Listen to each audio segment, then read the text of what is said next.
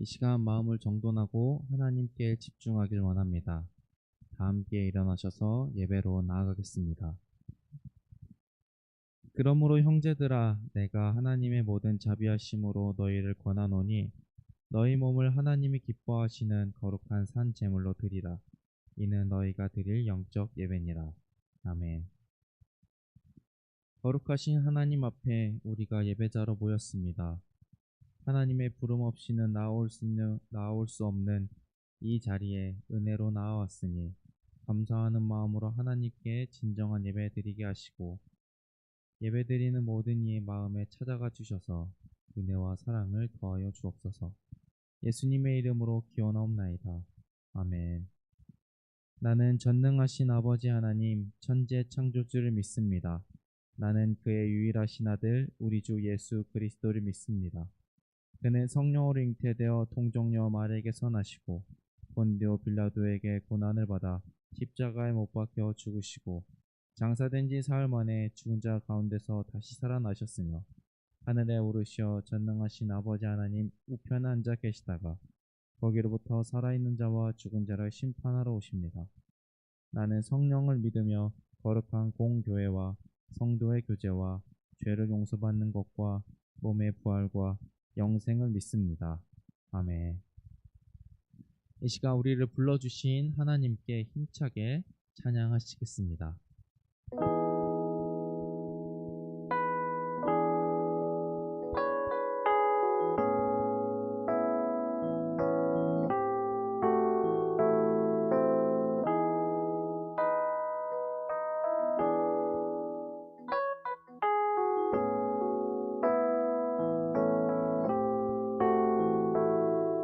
밝은 빛이 가득해 주 은혜와 사랑에 이곳에 모인 우릴 주가 기뻐하시네.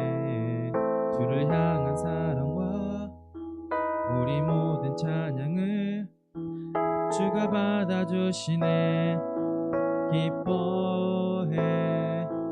밝은 빛이 가득해 주 은혜와 사랑에 이곳에 모인 우릴 주가 기뻐하시네. 주를 향한 사랑과 우리 모든 찬양을 주가 받아주시네. 기뻐해. 찬양해. 주가 함께 하시네. 우릴 사랑하시네. 우리 마음을 들여 놀라우신 주 사랑 찬양해. 그가 베푸신 사랑 우리 삶에 가득해. 우린 기뻐 노래해.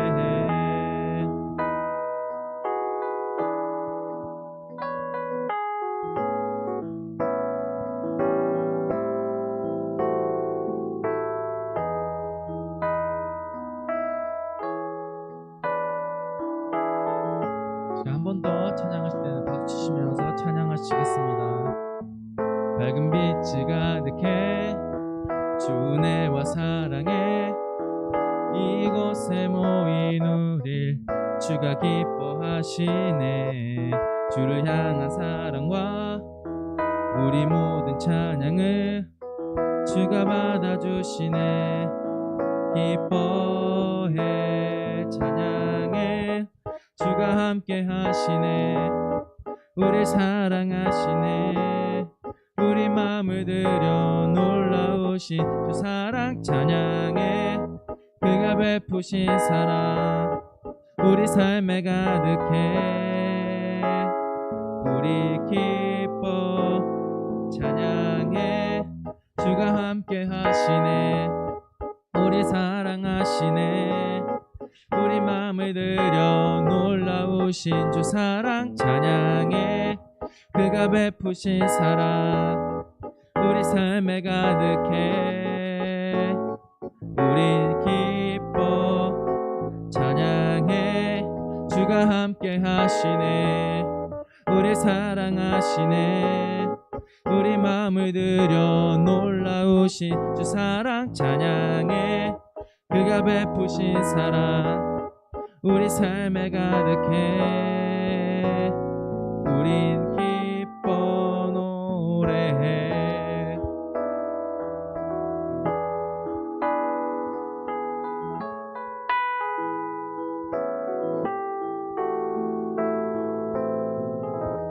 하나님의 은혜가 언제나 우리 가운데 가득하길 소망합니다.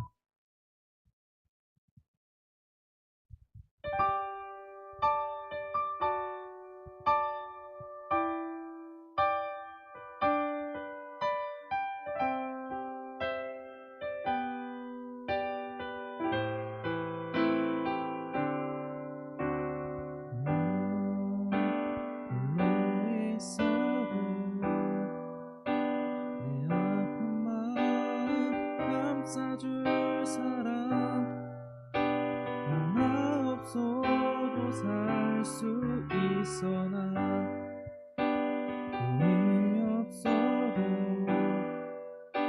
저 아름다운 수많은 별들 만질 수 없어도 살 수 있어. 소중한 모든 것 가질 수 있어. 하지만 나의 마음 속에 주님의 소망이 없이는 난 하루도 살 수 없네. 주님의 사랑의 발로 날 안아주지 않는다면 난 한순간도 못 사네. 난 주 없이 살 수 없네. 저 아름다운 세상 놀라운 일들 속에서도 난 주님만 생각해요. 나에게 불을 준다 해도 은혜로 날 감싸주시는 주님 사랑과 바꿀 수 없네. 수많은 어려움도 모두 이길 수 있죠. 하지만 나의 마음 속에 주님의 소망이 없이는 난 하루도 살 수 없네.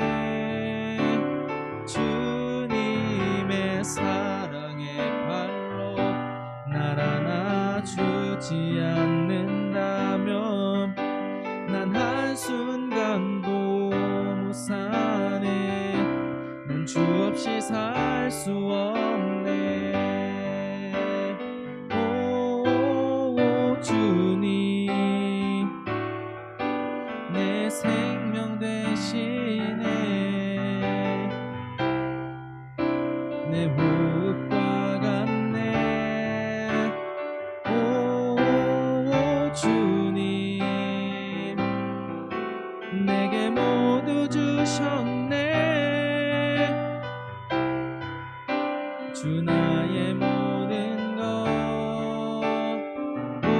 진실로 나의 마음 속에 주님의 소망이 없이는 난 하루도 살 수 없네. 주님의 사랑의 발로 날 안아주지 않는다면 난 한순간도 못 사네. 난 주 없이 살 수 없네. 나의 마음 속에 주님의 소망이 없이는 난 하루도 살 수 없네.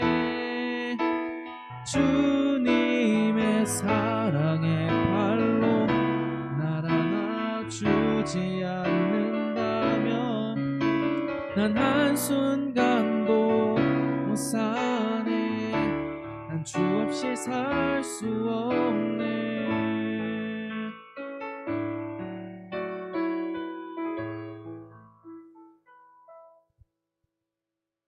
함께 앉으셔서 기도하시겠습니다.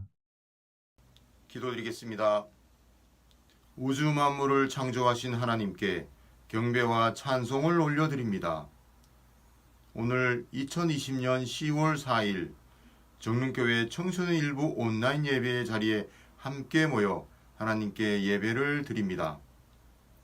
성도들이 한자리에 모여 드리는 대면 예배가 아닌 현재 우리가 갖고 있는 기술의 힘을 빌려 각자의 처소에서 비대면으로 모여 예배를 드립니다.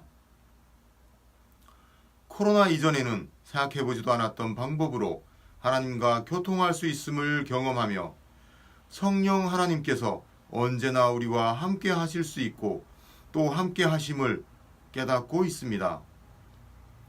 우리가 교회에 모이지 못하더라도 마음이 약해지지 않도록 도와주시고 이러한 환경이 오히려 하나님과 더 깊이 교제하는 은혜를 경험하는 반전의 시기가 되도록 인도하여 주시옵소서. 우리 청소년 일부 공동체 식구 대부분이 표면적으로 혹은 물질적으로 상태가 나빠지고 있지만 이 어려움에 약해지지 않고 영적으로 더욱 성숙하여 승리하는 믿는 자의 삶을 살아낼 수 있도록 은혜를 더하여 주옵소서. 우리 청소년 일부 강성봉 전도사님의 마음과 몸을 강건하게 지켜주시고 오늘 설교의 말씀에 성령 하나님께서 함께해 주셔서 듣는 우리들의 마음밭에 단비처럼 스며들게 하여 주시옵소서. 이 모든 말씀 우리를 사랑하시는 예수 그리스도의 이름으로 기도드립니다. 아멘.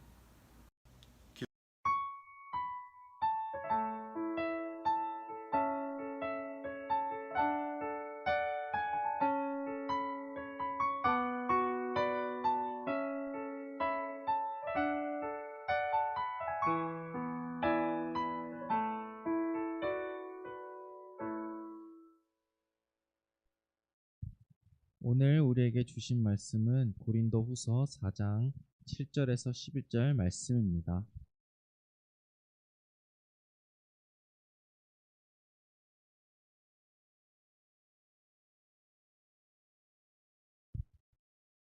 제가 봉독하겠습니다. 우리가 이 보배를 질그릇에 가졌으니 이는 심히 큰 능력은 하나님께 있고 우리에게 있지 아니함을 알게 하려 함이라. 우리가 사방으로 우겨쌈을 당하여도 쌓이지 아니하며 답답한 일을 당하여도 낙심하지 아니하며 박해를 받아도 버림받지 아니하며 거꾸러뜨림을 당하여도 망하지 아니하고 우리가 항상 예수의 죽음을 몸에 짊어짐은 예수의 생명이 또한 우리 몸에 나타나게 하려 함이라. 우리 살아있는 자가 항상 예수를 위하여 죽음에 넘겨짐은 예수의 생명이 또한 우리 죽을 육체에 나타나게 하려 함이라. 아멘. 이 시간 언택트 찬양대 찬양하시겠습니다. 내가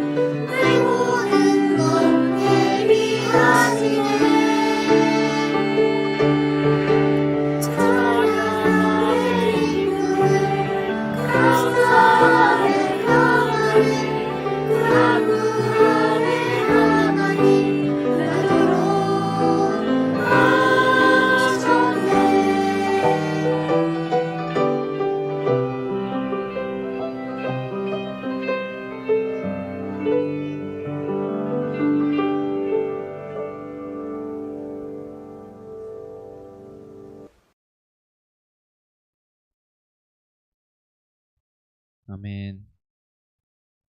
오늘은 깨지지 않는 질그릇이라는 제목으로 말씀을 나눠보도록 하겠습니다. 혹시 친구들은 금고를 본 적 있나요? 대부분 금고를 이제 드라마나 영화에서 간접적으로 이제 봤을 겁니다. 영화나 드라마에 나오는 이제 장면들을 보면 그 금고 안에 돈이나 금이 쌓여 있기도 하고 집문서나 건물 문서가 있기도 하며 어쩔 때는 중요한 문서, USB가 들어있기도 합니다.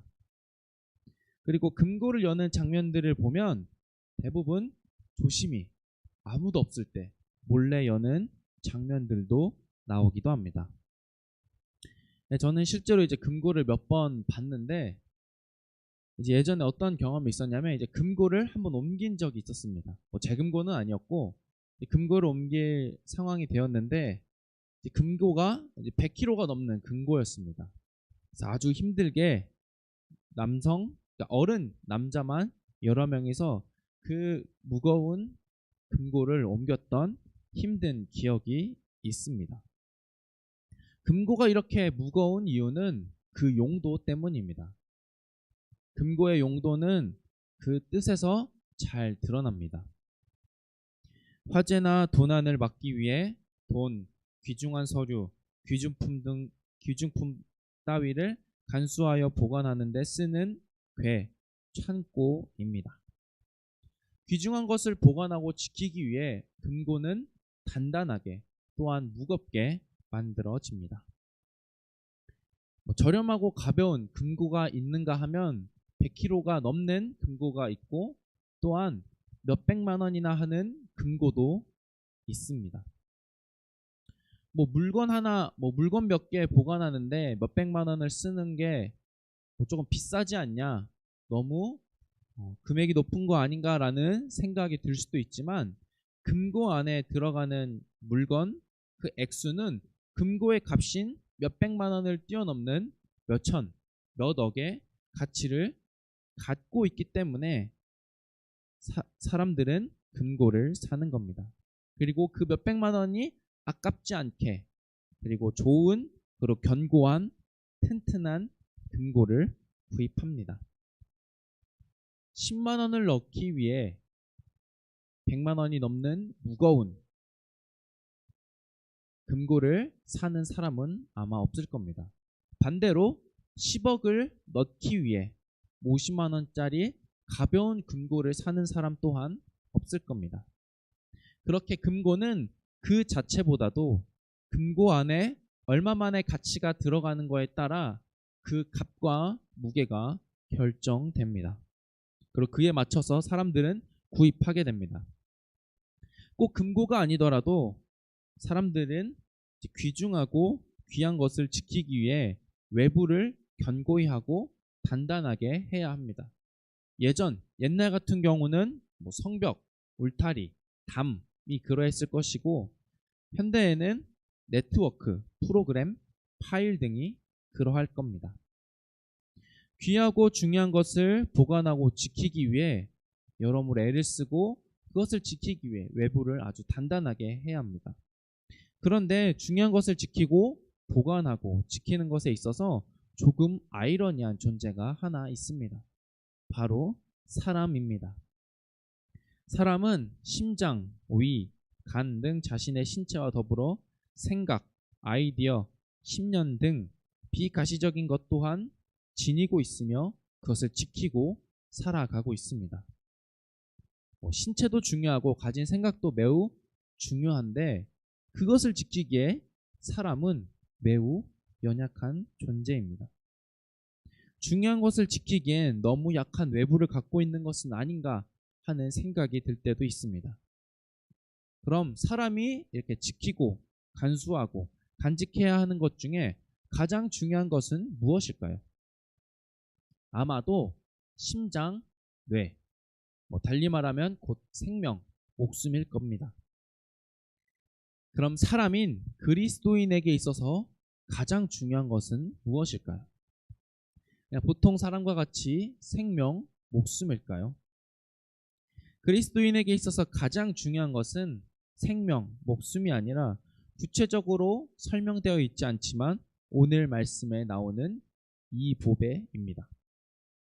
생명 목숨보다 더 소중한 보배를 지키고 간직하기 위해서는 더욱 단단한 외부가 필요한데 본문은 오늘 말씀은 보배를 담고 있는 그리스도인을 질그릇이라고 표현하고 있습니다. 질그릇의 사전적인 의미는 우리가 잘 알지 못하지만 어렴풋하게마나 이 질그릇이 무엇인지 압니다. 질그릇은 쉽게 말하면 진흙으로 만들어진 그릇입니다. 그렇기 때문에 쇠나 플라스틱으로 만들어진 그릇에 비해 강도가 약합니다. 그러면 왜 하나님께서는 질그릇과 같은 사람 그리스도인에게 아주도 귀한 그 보배를 주신 걸까요?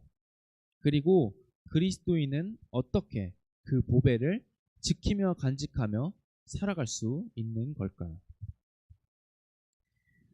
지난주까지 우리는 창세기 요셉의 이야기를 살펴봤습니다. 그리고 오늘부터 3주간 고린도 후서의 말씀을 살펴보려 합니다. 우리가 성경을 읽다 보면 우리가 지난주까지 살펴본 요셉 이야기처럼 잘 이해되고 잘 알아들을 수 있는 내용이 있는가 하면 비유나 함축적인 단어가 많아 이해하기 어려운 성경들도 부록 있습니다. 구약 성경에서는 대예언서가 그러할 것이고 신약 성경은 로마서나 요한계시록이 그러할 겁니다. 오늘 읽은 고린도후서도 읽기 어려운 성경 중에 하나인데 그 이유는 앞에 언급됐던 그런 이유들과는 조금 다릅니다. 고린도후서를 읽어보면 읽어본 친구들도 있고 읽어보신 선생님들도 있으시겠지만 고린도후서를 읽어보면 내용은 이해가 됩니다. 이게 무슨 내용이고 바울이 뭐를 말하려고 하는지는 알 것 같은데 이게 막 순서가 뒤죽박죽 섞여 있는 것 같고 여러 가지 이야기가 있는 것 같고 마치 하나의 글이 아닌 것처럼 느껴집니다. 고린도후서의 구성은 바로 이렇습니다.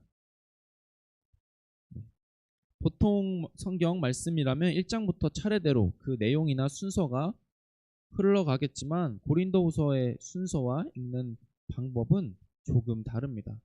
다소 복잡해 보이지만 바울은 자신의 사도직에 대해 변론하는 내용으로 이 고린도후서를 채우고 있습니다.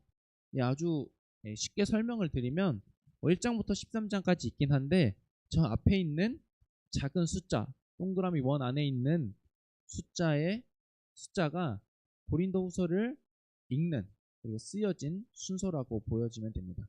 모두 바울이 쓰긴 했지만 바울이 그 자기의 상황에 맞게 쓴 글을 이제 1번, 2번, 3번, 4번 이렇게 나타내고 있습니다. 첫 번째 편지인 이제 2장 14절에서 7장 4절의 말씀은 오늘 본문이 포함되어 있는 내용이고 거의 대부분의 내용이 바울 자신의 사도직 변호에 대한 내용입니다. 바울이 자신을 변호했다는 것은 고린도 교회 안에 누군가가 바울을 인정하지 않고 거부했다는 것을 우리는 알 수 있습니다. 성경에는 직접적으로 표현되어 있지 않지만 성경은 고린도 교회 안에 바울의 적대자가 있었음을 나타냅니다. 그들로 인해 고린도 교회 안에는 바울을 사도로 인정하지 않는 분위기가 조성되었습니다. 바울의 적대자들이 바울을 인정하지 않는 점들이 고린도후서에 몇 가지 나오고 있습니다. 그 점에 대해 살펴보면 바울이 썼던 편지를 살펴보면 바울이 쓴 편지에는 힘이 있고 무게가 있는데 직접 만나보면 바울이 뭔가 약해 보이고 말도 시원하지 않다는 겁니다. 또한 신령한 체험이나 계시가 없는 것 같고 고린도 교회의 도움을 거부했다는 겁니다. 그리고 바울 자신이 자신의 사도권을 지나치게 자랑했다라고 말하며 그들은 그렇게 바울을 오해하고 싫어하게 됩니다. 그래서 억울한 나머지 바울은 자신의 사도직, 자신에 대해 변호하게 됩니다. 그런데 바울의 이러한 변호에도 불구하고 고린도 교회의 사람들의 태도가 변하지 않고 상황이 악화되자 또다시 편지를 쓰게 됩니다. 그것이 두 번째 편지인 마지막에 흐름상의 마지막에 나오는 고린도후서 10장에서 13장 내용입니다. 이 두 번째 편지로 인해 상황이 나아지고 관계가 회복되었다는 소식을 듣고 바울은 이내 세 번째 편지인 1장 3절에서 2장 13절 그리고 7장 5절에서 16절의 말씀을 기록하게 됩니다. 그리고 마지막 네 번째 편지에서 8장 9장인 마지막 편지에서는 자신과의 화해 후 선한 일에 동참할 것을 권고하며 구제 헌금을 요청하는 내용으로 고린도 후서는 이렇게 내용을 갖고 있습니다. 간략하게나마 고린도 후서 전체를 살펴봤지만 이렇게 살펴본 이유는 고린도 후서 앞으로 고린도 후서에 대한 설교를 들을 때 그리고 혼자 집에서 고린도 후서를 읽을 때 더욱 잘 이해되기 위하여 그리고 더 풍성한 하나님의 은혜를 느끼고자 알려주기 위하여 소개했던 겁니다. 다시 아까 살펴봤던 첫 번째 편지 내용을 떠올리며 본문 내용을 한번 살펴보도록 하겠습니다. 본문은 상이한 두 존재를 나타내고 있습니다. 바로 보배, 질그릇입니다. 아까도 말했듯이 질그릇은 바울, 그리고 동역자, 그리고 그리스도인을 나타냅니다. 그럼 보배는 무엇일까요? 보배. 우리가 7절을 읽어보면 알 수 있는데 문맥상을 보면 하나님 그리고 능력과 관련되어 있다는 것을 알 수 있으며 이 보배를 간략히 쉽게 설명하면 바로 예수 그리스도입니다. 바울은 자신을 그리고 그리스도인을 약한 그리고 깨지기 쉬운 질그릇이라고 비유하고 있습니다. 하나님께서는 이렇게 약한 질그릇 같은 사람들에게 보배이신 예수 그리스도를 주셨습니다. 그 이유는 깨지기 쉬운 존재를 통하여 하나님의 선한 능력을 나타내기 위해서입니다. 구원, 예수님이라는 분 자체 그 안에 이미 하나님의 능력이 들어가 있으며 그것은 사람에게 난 것이 아니라 하나님에게서 난 것입니다. 또한 그 귀한 보배를 전할 때에도 비록 사람은 약하지만 하나님께서 능력을 주셔서 그 능력으로 복음을 나타내고 전할 수 있게 되는 겁니다. 이어서 바울은 8절, 9절의 내용을 덧붙입니다. 바울은 자신이 어려운 상황을 만나더라도 그런 어려운 경험을 했더라도 아예 망하거나 넘어지지 않는다고 말하고 있습니다. 사람은 질그릇 같은 존재이기 때문에 쌓일 수도 있고 답답할 수도 있고 그리고 넘어질 수도 있습니다. 하지만 그런 상황에도 하나님께서 능력으로 인도하시고 돕고 계셔서 아예 망하거나 아예 쓰러지지 않다라고 성경은 말하고 있습니다. 그 이유가 10절과 11절에 나옵니다. 비록 사람은 어렵고 힘들지만 보배인 예수님과 함께할 때 하나님의 능력으로 일으키신다는 믿음의 신비가 나오고 있습니다.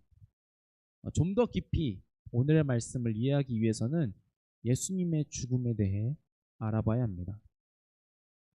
예수님은 이 땅에 구원과 회복, 하나님 나라를 위하여 이 땅에 오셨습니다. 그리고 그것을 나타내고 실현하신 방법은 선포, 전파와 더불어 죽음이셨습니다. 우리는 예수님께서 죽음 이후에 예수님께서 십자가에 돌아가시고 그 후에 어떻게 되었는지 다 알고 있습니다. 그렇지만 그렇다고 예수님의 죽음 자체가 사라지는 것은 아닙니다. 예수님의 고난과 죽음은 필수적인 부분이었습니다. 예수님의 죽음은 우리를 위한 대속의 의미를 담고 있습니다. 그렇지만 우리와는 별개인 것이 아닙니다. 그래서 우리가 예수님의 모습, 말씀을 닮아 사는 것과 더불어 그 안에는 예수님이 가셨던 고난의 길, 죽음의 길이 있음을 우리는 기억해야 하며 그 길을 우리도 가야 함을 알아야 합니다. 복음을 나타내고 전하는 과정에서 오는 어려움은 그저 그런 아픔, 내가 병이 들고 나이가 들어 그렇게 오는 그냥 단순히 사람이 싫어서 오는 그런 갈등이나 문제가 아니라 예수님의 고난에 동참하는 겁니다. 예수님의 삶에 동참하는 일이라고는 하지만 사람 자체는 질그릇이기 때문에 그 고난이, 그 어려움이 너무도 힘에 겹습니다. 그럴 때 나타나는 것이 바로 하나님의 능력입니다.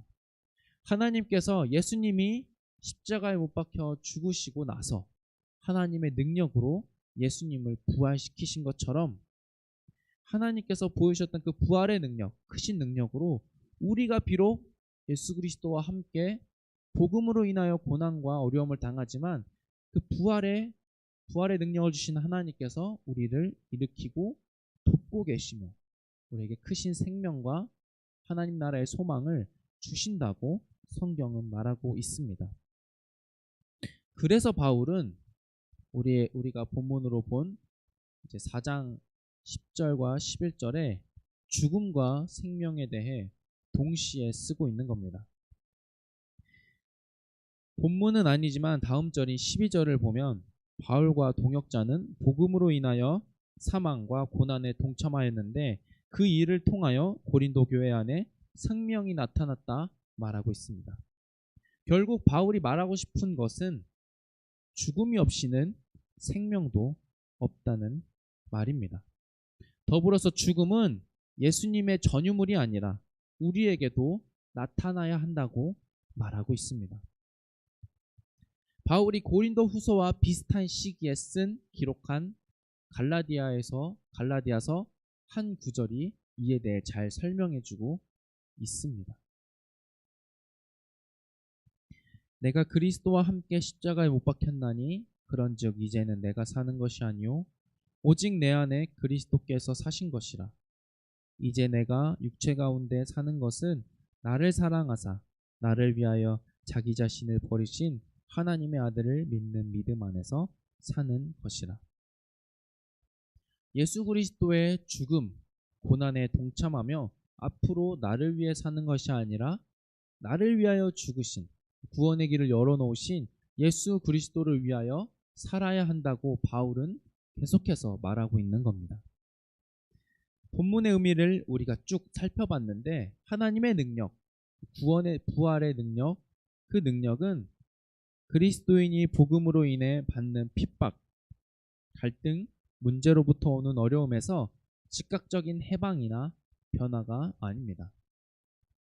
바울의 삶도 여기서 저기로 옮겨지는 식의 변화가 일어나진 않았습니다.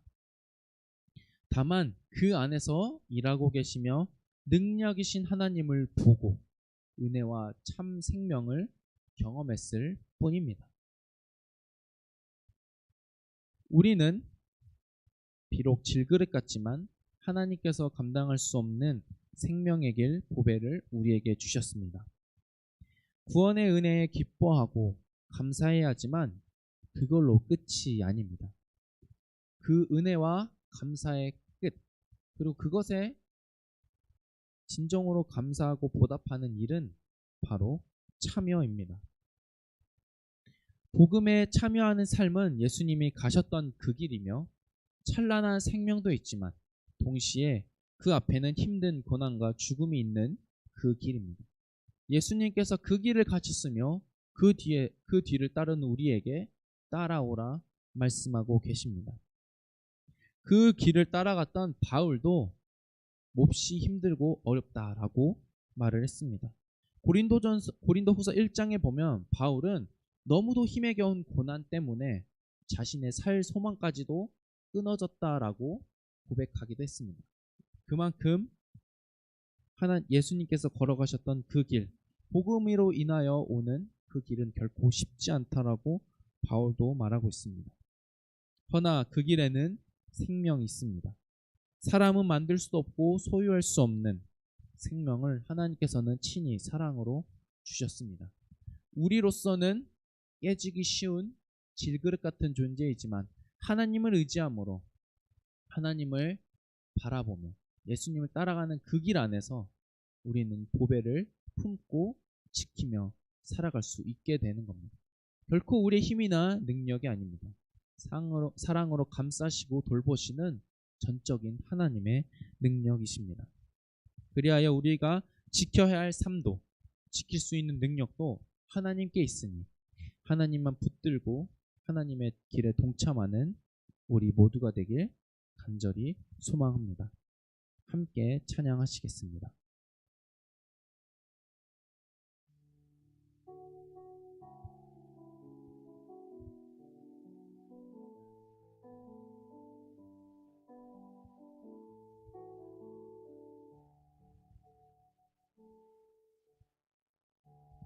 은혜 아니면 살아갈 수가 없네.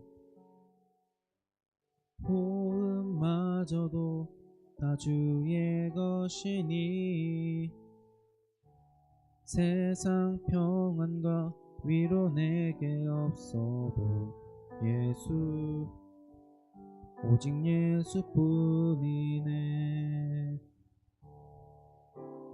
크신 계획 다 볼 수도 없고 작은 고난에 지쳐도 주께 묶인 나의 모든 삶 버티고 견디게 하시네. 은혜 아니면 살아갈 수가 없네. 나의 모든 것 다 주께 맡기니 참된 평안과 위로 내게 주신 주 예수 오직 예수뿐이네. 한 번 더 찬양하시겠습니다. 은혜 아니면 살아갈 수가 없네. 호흡마저도 다 주의 것이니 세상 평안과 위로 내게 없어도 예수 오직 예수뿐이네. 크신 계획 다 볼 수도 없고 작은 고난에 지쳐도 주께 묶인 나의 모든 삶 버티고 견디게 하시네. 은혜 아니면 살아갈 수가 없네. 나의 모든 것 다 주께 맡기니 참된 평안과 위로 내게 주신 주 예수 오직 예수뿐이네.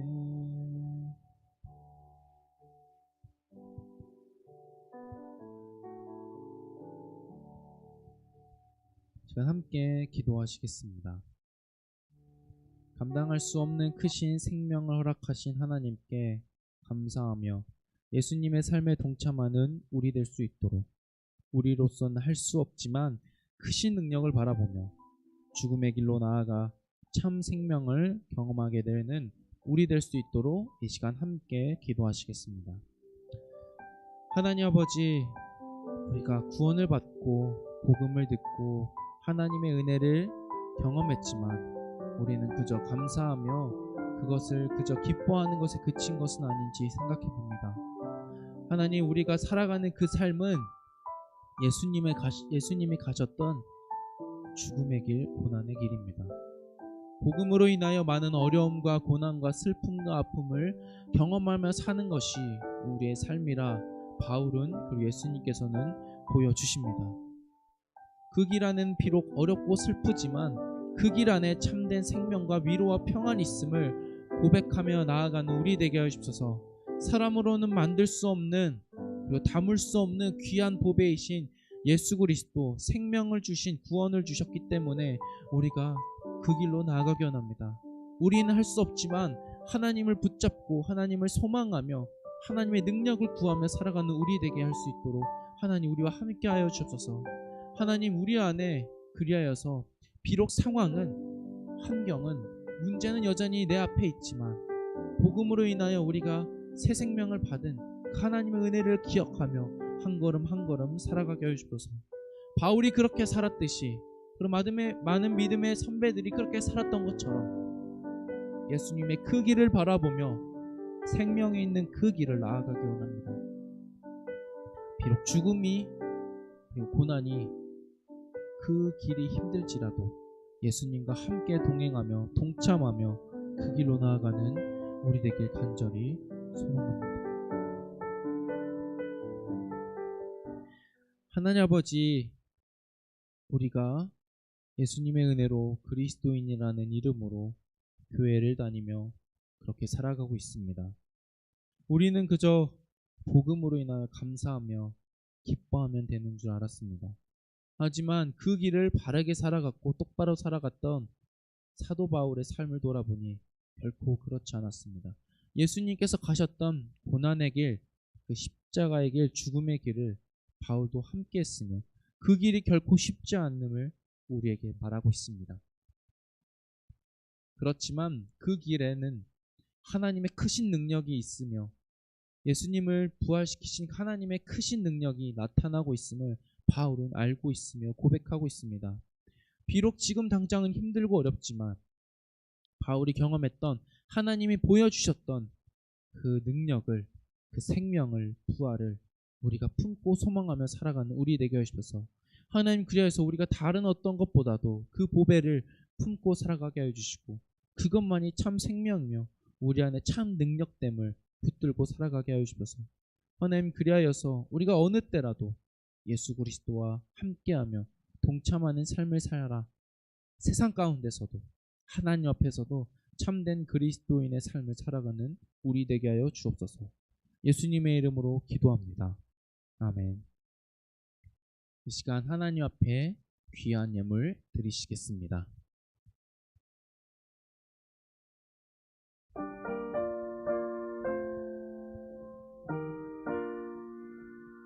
나의 하나님 받으소서. 주께 드리는 이 예물을 소리 높여 감사로 주께 드리네. 아멘. 하나님 아버지, 우리가 주일에 하나님 앞에 예배드리며 또한 이 시간 하나님 앞에 예물을 드립니다.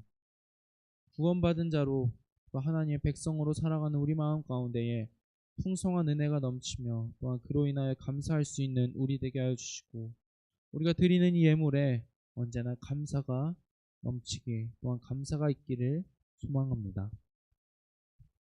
하나님, 그리고 오늘 예물을 드린 손길을 하나님께서 기억하여 주시고 그 삶을 정말 하나님 보시기에 아름다운 삶, 참 그리스도인의 삶으로 걸어갈 수 있는, 비록 질그릇 같은 존재들이지만 하나님의 선하신 능력과 하나님 나라의 소망을 품고 살아가 그 보배를 지키며 품고 살아가는 자들로 살아갈 수 있도록 하나님께서 굳건하게 지켜주시고 보호하여 주옵소서.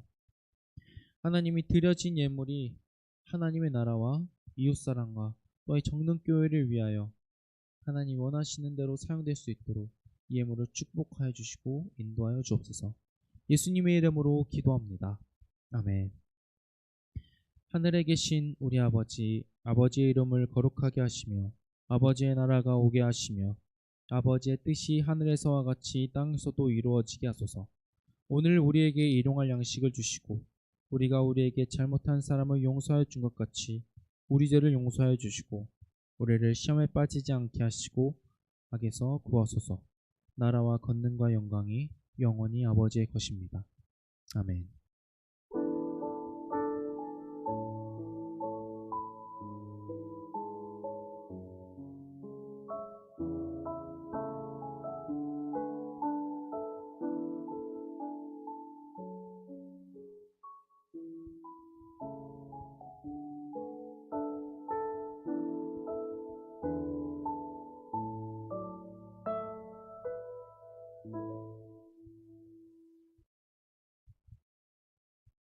네, 광고하겠습니다. 여러분 잘 지내죠? 안녕. 추석 연휴가 끝나는 오늘 친구들이 추석 연휴를 잘 보낼 거라고 생각들고 또한 예배도 잘 드렸으리라 생각이 됩니다. 우리가 계속해서 365 말씀 쓰기를 하고 있습니다. 365 말씀 쓰기를 하면서 두께가 이제 많이 쓸 부분이 많이 얇아졌음을 우리가 볼 수 있습니다. 10월을 맞이하게 됐고 10월을 포함하여서 10월, 11월, 12월 앞으로 2020년도 3달밖에 남진 않았습니다. 비록 우리가 코로나로 힘든 시기와 불편하고 어려운 시기를 비록 보내긴 했지만 그래도 우리가 그 안에서 하나님의 은혜와 하나님의 말씀을 품고 살아가는 우리 친구들이 되길 바라며 멈추지 말고 365 말씀 쓰기를 계속 이어갔으면 좋겠습니다. 언택트 찬양대, 우리가 계속해서 언택트 찬양대를 하고 있는데 이제 다음 주 찬양은 약할 때 강함 대신에 라는 찬양입니다. 우리 청소년 일부 친구들도 계속해서 참여하고 있는데 아직 한 번도 참여하지 않았던 친구나 참여하고 싶은 마음이 있다면 저에게 개인적으로 문자나 카톡으로 연락을 주면 언택트 찬양대에 참여하는 방법을 알려주도록 하겠습니다. 더 많은 친구들이 그리고 여러 친구들이 함께 하나님을 찬양하길 바라고 있습니다. 마지막 모이는 예배 정말 언제 끝나나 도대체 이 코로나는 언제 끝나나 생각하고 있는데 우리가 이제 교회에서 정해놨던 이제 비대면 온라인 예배가 이제 다음 주면 이제 끝나고 그 다음 주인 10월 셋째 주 10월 18일부터는 모이는 예배 오프라인 예배로 다시 열리게 됩니다. 코로나의 상황이 어떻게 될지 우리는 알 수 없지만 일단은 현재 정해진 것으로는 10월 셋째 주로 이제 모이는 예배가 예정되어 있음을 우리 친구들이 꼭 기억해 줬으면 좋겠습니다. 우리가 이제 코로나로 인해 모이는 예배가 멈췄다가 풀렸다가 우리가 한 2달 만났다가 또 2달 코로나로 인해 다시 못 만나는 상황이 되었는데 이런 상황이 반복되는 상황이지만 우리 친구들이 온라인으로 예배를 잘 드리고 있는 모습을 보며 또 우리가 앞으로 2주 뒤에 다가올 이 모이는 예배를 우리가 함께 소망하며 우리가 함께 모여 예배를 드리는 그날을 소망해 봅니다. 그날을 함께 기뻐하며 하나님을 더욱 크게 찬양하는 우리가 되길 바라며 그날까지 그리고 다음 주에도 예배와 건강한 모습으로 함께 있길 바랍니다. 잘 지내길 바라며 우리 다음 주에도 온라인 예배로 함께 하나님께 예배드려요. 안녕.